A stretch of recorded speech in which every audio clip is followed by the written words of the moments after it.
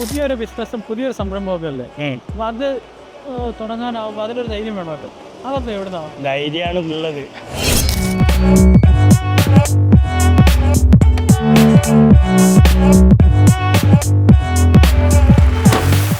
എന്തായാലും അതിനൊരു ഫ്യൂച്ചർ ഉണ്ട് എന്നുള്ള ഒരു ഭാവി ഉള്ളതുകൊണ്ട് ഞാൻ ഇതിൽ ഇൻട്രസ്റ്റ് ആയി.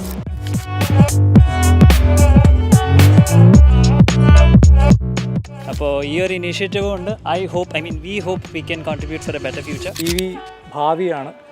അപ്പോൾ ഇങ്ങനൊരു സാഹചര്യത്തിൽ ഏറ്റവും ബ്രില്യൻ്റ് ആയിട്ടൊരു ഇൻവെസ്റ്റ്മെൻറ്റ് പ്ലാനാണ് ശരിക്കും ഒരു ചാർജിങ് സ്റ്റേഷൻ എന്ന് പറഞ്ഞാൽ.